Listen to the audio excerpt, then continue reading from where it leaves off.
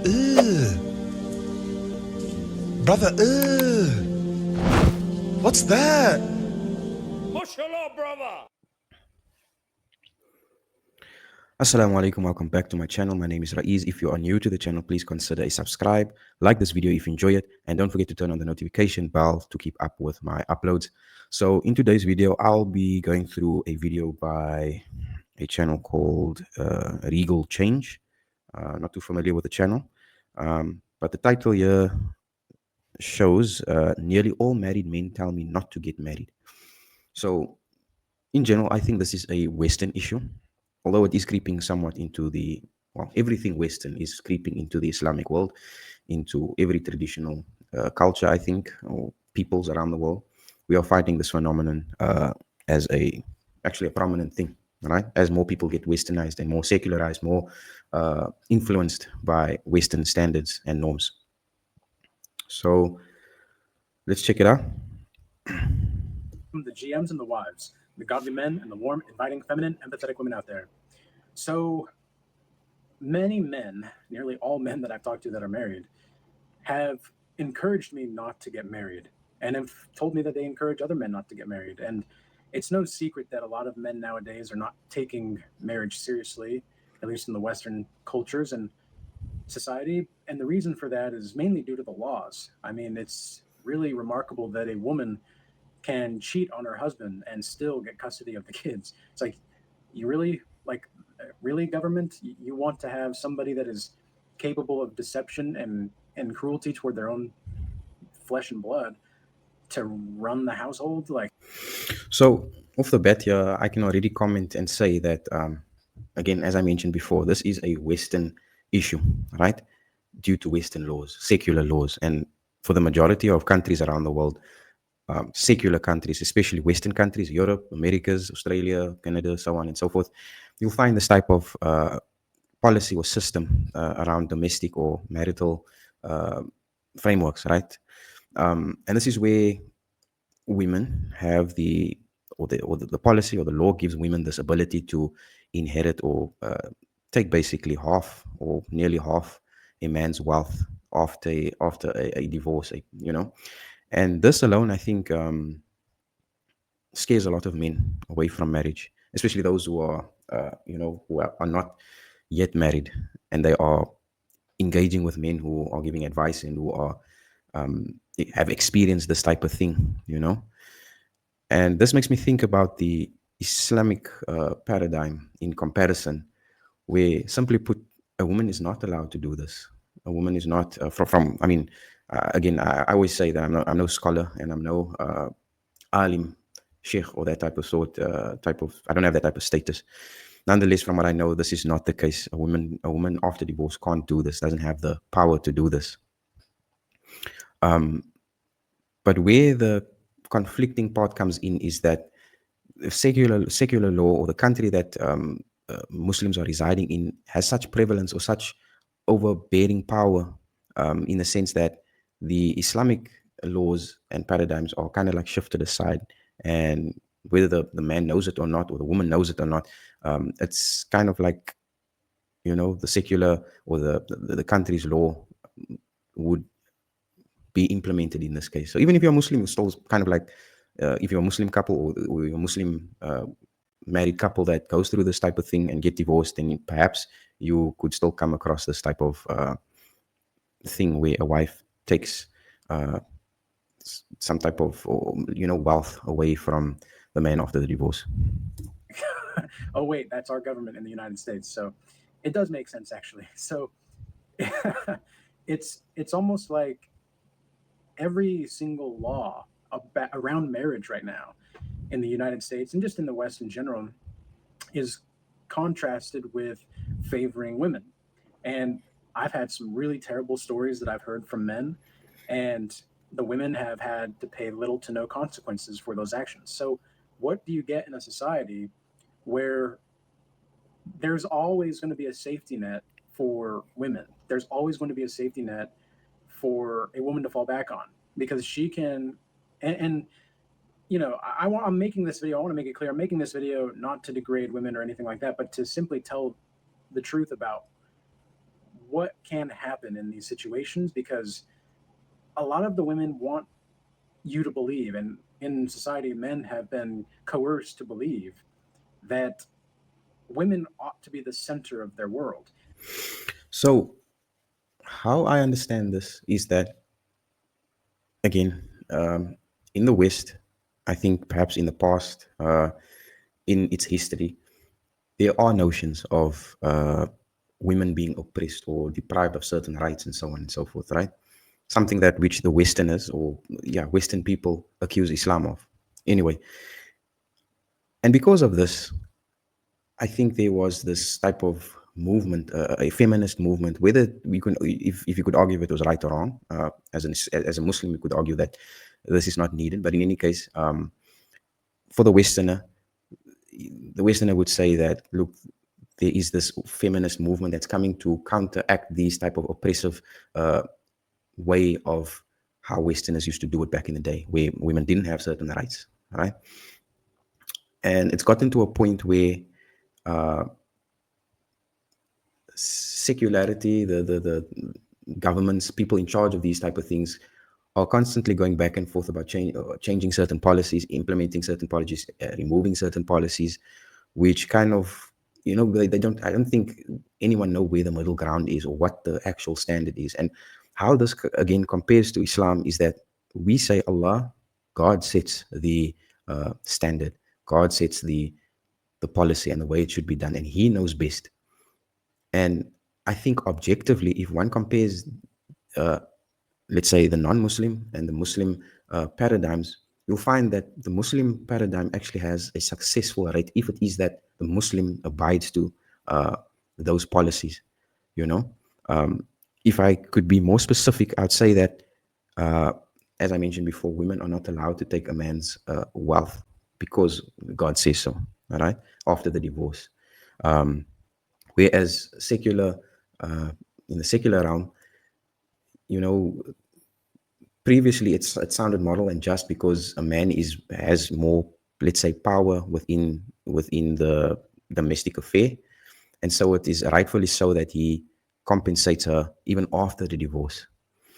And I think this is where things get a bit tricky, because now things are shifting in such a way where women are outrightly emboldened, and they are advocated to present themselves in such a powerful and independent way. And yet still the policy, secular policy would say, or the secular constitution, or laws around marriage would still say that she still gets the man's wealth after the divorce despite her independency. So there's this type of conflation and let's say difficulty that that Westerners are going through with regards to marriage.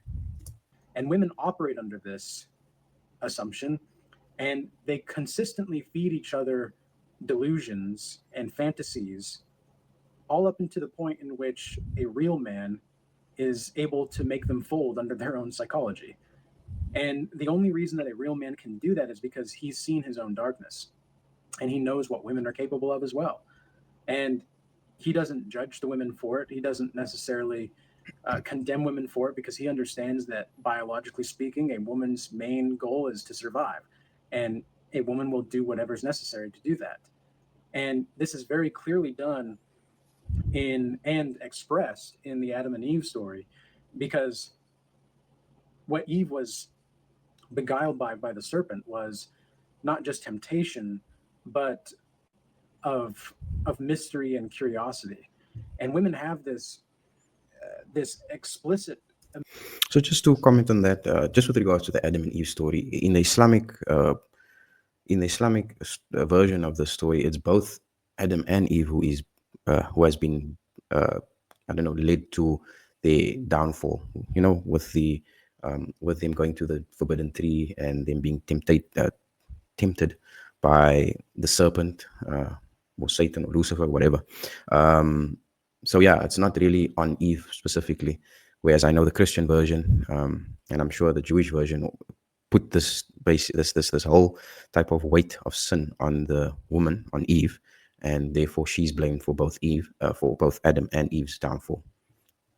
Imagination any man that's dealt with a lot of different kinds of women understands this, because a woman's imagination is, as a man, your best friend, because she has such a vivid imagination that just the words that you speak can influence her, if you have a masculine influence, that is, can influence her to think about a variety of different ways and things that you can say. It's kind of like a double entendre or a triple entendre. So you can say certain things and have her mind thinking to herself, well, what could that mean? What could that mean? What could that mean? And it's the healthy excitement that you're going to go for as a man in the relationship. But ultimately, women are also very much attracted to that dark excitement because it's taboo. It's not something that you're supposed to do, right? It's not something that you're supposed to be doing. And I've had women where I didn't even know they had families. And this was years ago, but I didn't even know this woman had a family up until about a month or 2 months into talking to her. And she was very clear, quote unquote, about her being available. She made it seem like she was single and she was ready to mingle, right? So what I think Islam have over the non-Muslim or the secular way of doing things, the liberal way of doing things, and what I'm referring to specifically is this premarital interaction, dating, getting to know one another, quote unquote, even the whole vetting process. It's obviously a little bit different, not a little bit, actually a lot more different in the Islamic paradigm. And how I believe this trumps the secular version or the liberal version is that, and specifically to maintain this biological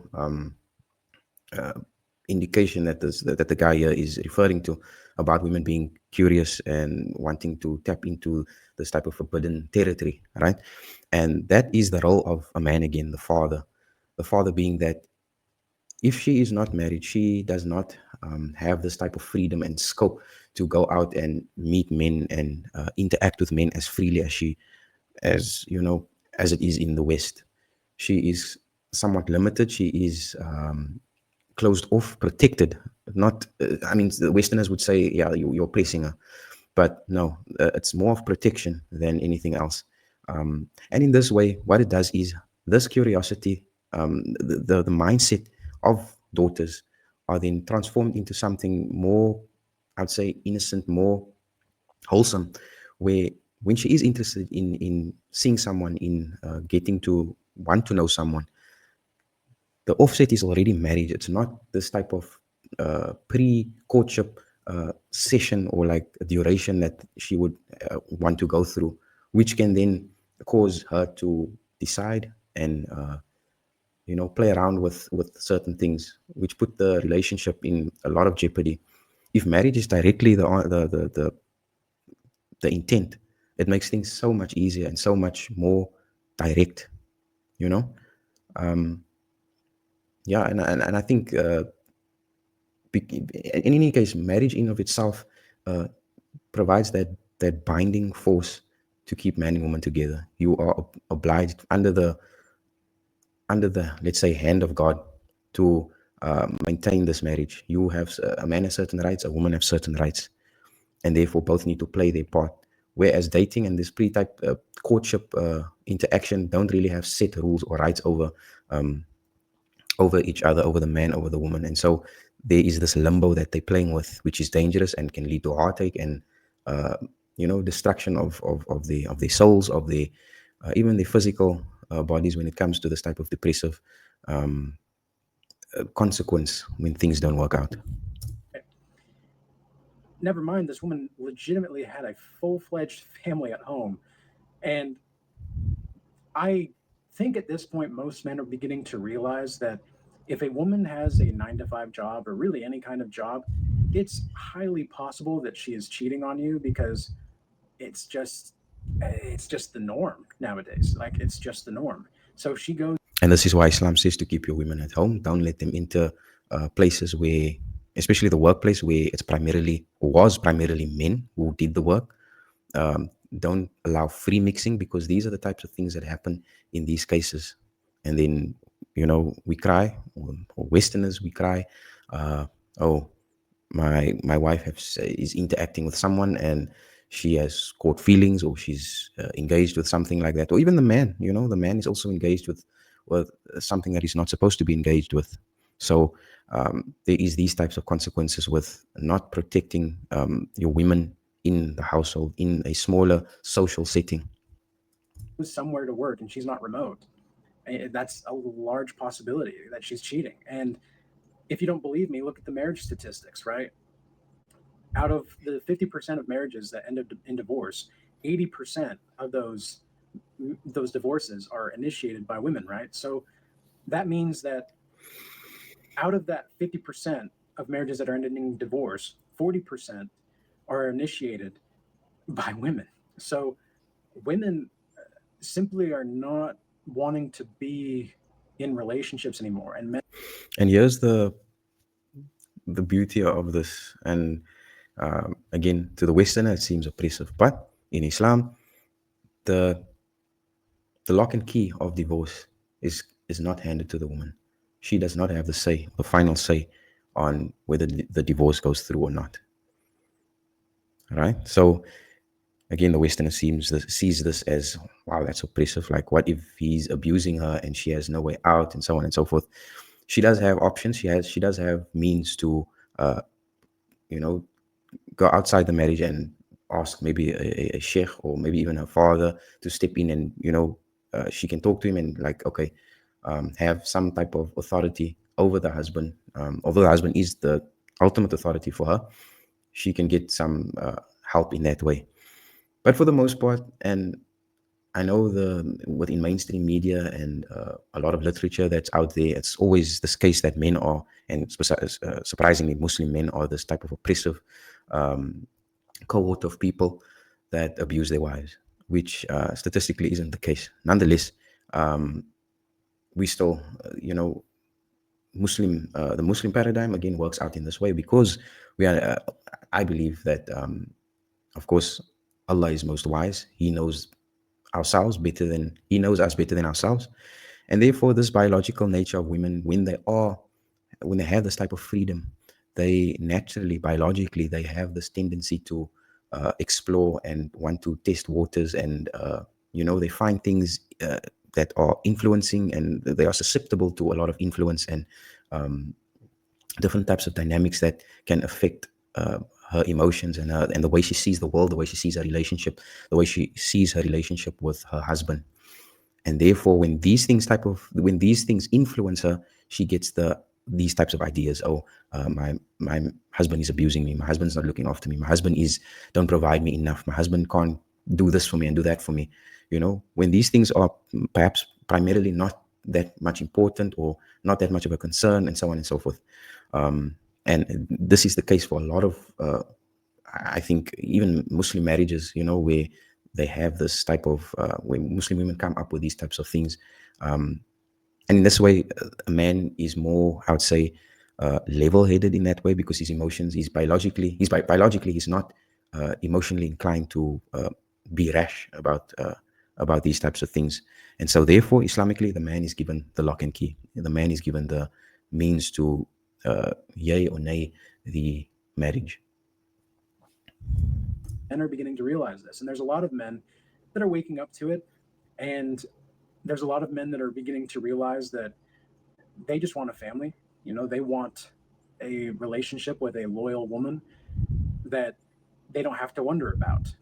But it seems like you're going to have to become a narcissistic superhero in order to just have the emotional stimulation to keep a woman around. And a lot of men are saying, I'm out. And a lot of them are saying, I'm just going to focus on myself and I'm going to live my life in peace. And a lot of them are going to be in the relationships and they want to continue their bloodline. And I think what the healthy thing to do in this situation is to accept that at any point, a woman could leave you and you her. That's really that. Marriage is not what it used to be anymore, at least legally speaking.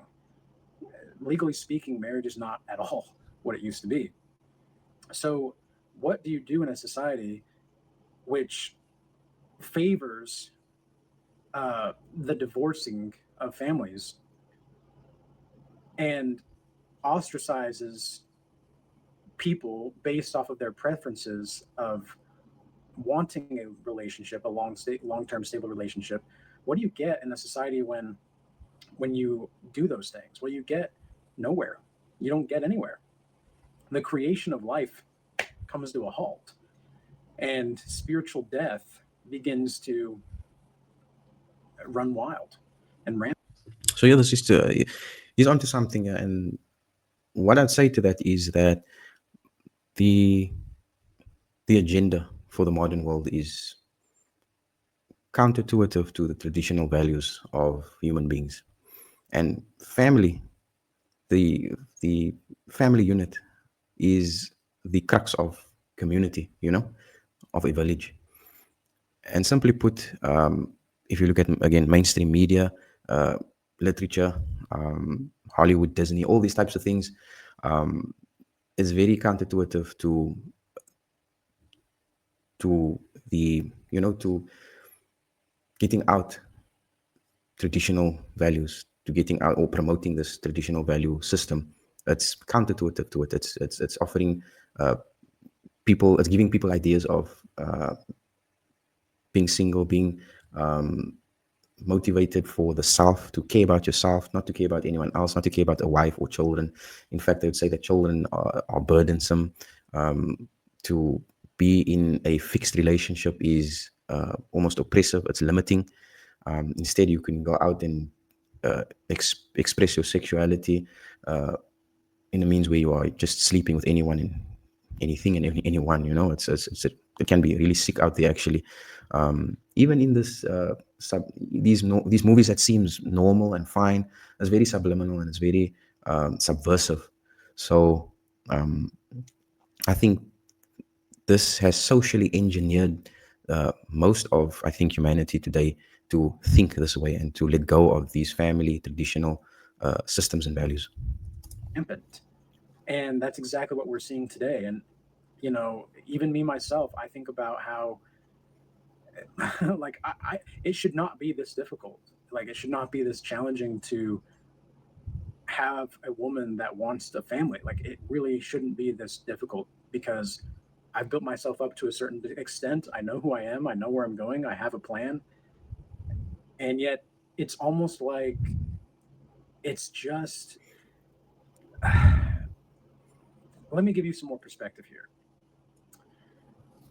There was at the gym today, there was a woman, and this just really gave me an indication on how out of touch women are with the male experience. Like, I knew that, like, I know it already, and I don't expect women to know it. I don't expect women to know that, but it just goes to show how out of touch they really are. There was a couple of women talking next to me while I was doing some curls, and they were talking about their relationships, because as women usually do, and they were talking about what the guy's got and his status, and oh, he's only got 2 family restaurants up in whatever city.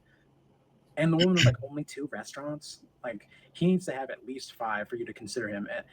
And I was just thinking to myself, like, who are you? Like, Yes, this is true. So, like I say, social engineering, a part of that social engineering is materialism, consumerism. And Western standards have obviously put this on such a high level that they themselves are complaining about it in terms of the hypergamy of women, meaning that, I know, through the decades, let's say America, the US has experienced such a material boom that, a 2 garage house is a standard, that is a norm, and it is a requirement now by the nuclear family, right? A man, a woman, and perhaps 2 or 3 kids, right? And throughout the decades, this is what women, especially, have thought as the standard for entering a marriage or entering a relationship with a man. Now, fair enough, it's varied. Different women have different standards, but nonetheless, the standard is very high. It's extremely high. Again, social engineering also pushes women to want the top tier things and the top tier stuff. And I mean, I've seen videos of women saying that a certain high percentage of a man's salary should go alone just for the ring, you know. And to a man, this seems like, okay, a piece of jewelry. Like what does what does it signify? What does it mean? What significance does it really have? And for the most part, it's just a matter of showing off this piece of jewelry to her girlfriends, you know. And so in Islam, again, these things are not there. These are not, for the most part, these are not hardcore requirements, you know. We have something. Islam has something along the lines of a dowry, and you know, those are, yes, those are things that we would say is legitimate, all right? And even then, the Prophet ﷺ would advocate for making it easy on the man, making it easy to make the marriage possible, you know. And it's a blessing for women to make this type of concession. And of course, if it is that she does, she'll be rewarded in ways that she might not see. Maybe not in this life or in the next life. She would probably see it, you know. Nonetheless, we have this concept of reward in a higher sense, in a higher purpose. Again, I understand what the guy is saying here. This, how oppressive it is to hear that a woman has so much requirements where you know, for maybe majority of men, the average man might not able to come out for.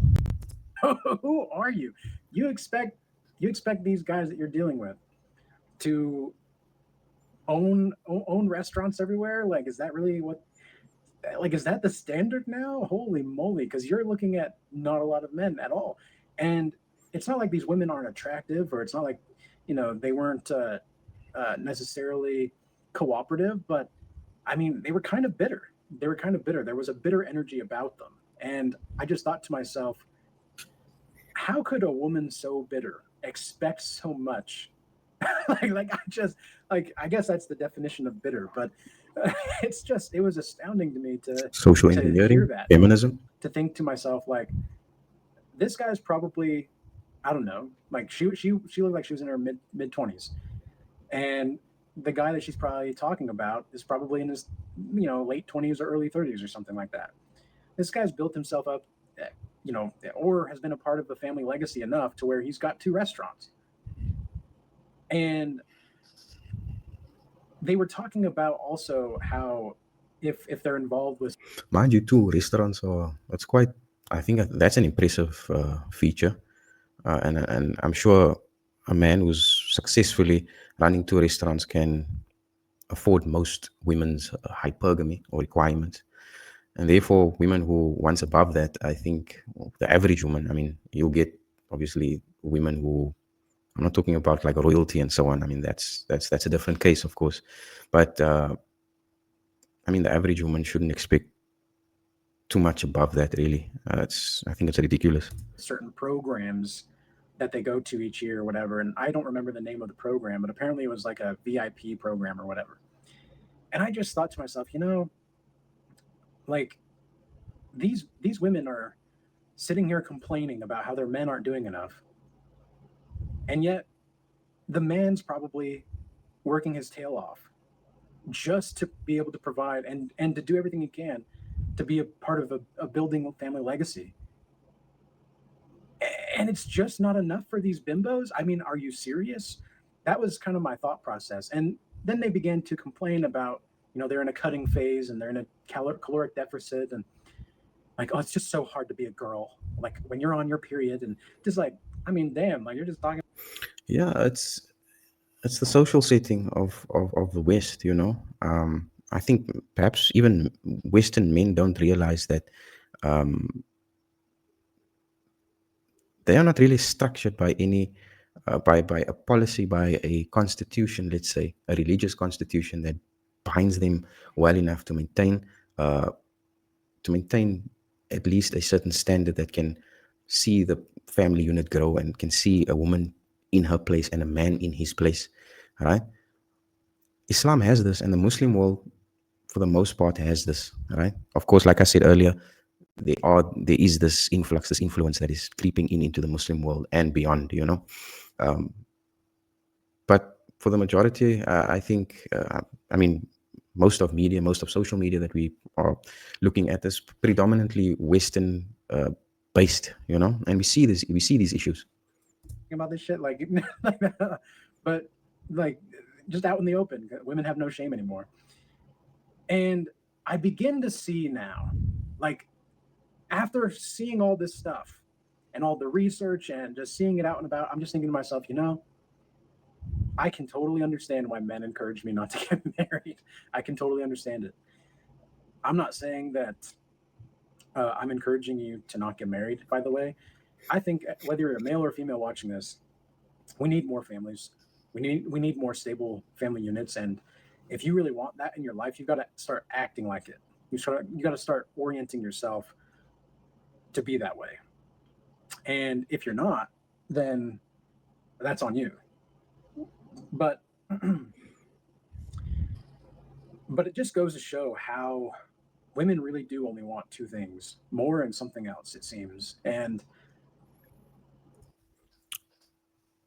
I still say, uh, while this is the case, you as the man, you are able to tame it. You are definitely able to tame it.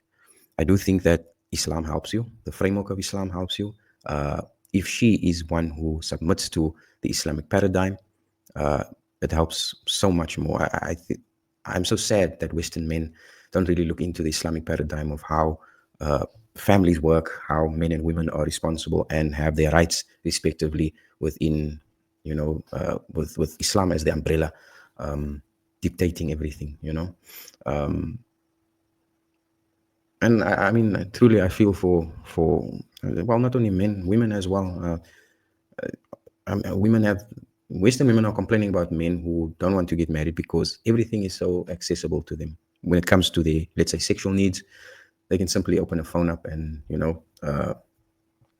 satisfy themselves, or they are preoccupied with I don't know, gaming. I mean, gaming is, I know it's a hobby a lot of men enjoy, but I mean, for the most part, I don't think it's very productive.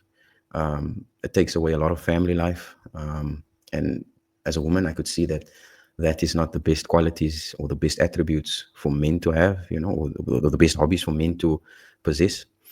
So there's varying things, but again, with what this guy is saying here, is that Western women are definitely, I'm gonna put it bluntly, that they are ungrateful, they are unappreciative, they don't really see the hard work, the dedication that it would need to even lure them to gain their approval, you know. And so Western men are, I think, kind of lost and giving up on marriage as the institution itself. They're giving up on it. For the most part, I can see that they would just want short-term, not even short-term relationships. It's just like one-nighters, just to get the urge off and to at least touch some flesh, and then goodbye. But of course, this has a detrimental effect in the sense that where children is concerned, and building a type of social structure based on community or a village structure, so on and so forth. So I think I'm going to end it here, guys. I think this was very informative. I would see for more of. Let me just check the name of the channel again. This is Regal Change. I'm not sure how long it's been on YouTube, but this was quite informative, and I hope it was informative to you guys who have some insight onto the Islamic paradigm of things. I'm sure a lot of Muslim brothers and sisters would know certain things and see exactly what I'm saying about the Islamic viewpoint versus the non-Islamic viewpoint in this regard. So inshallah, keep up with my videos. Don't be a stranger. Be sure to subscribe and like this video. Jazakallah khair. Assalamu alaikum. As many of you who follow my channel already know, I have multiple wives. Naturally, this means I often get approached by brothers and sometimes even sisters asking me about polygamy. More specifically, Islamic polygyny, which basically mean a Muslim man marrying multiple women. I get all sorts of questions like what does polygyny entail, how to go about it, and how to maintain it in a balanced and sincere manner. So, if you're genuinely interested in this topic and would like to explore this realm of things a bit further, please feel free to reach out to me on Telegram or email me. The links are in the description below. For a limited time, I'm offering free private consultation and discussion sessions. So, inshallah, don't miss out on this opportunity. Jazakumullah khairan. Assalamu alaikum.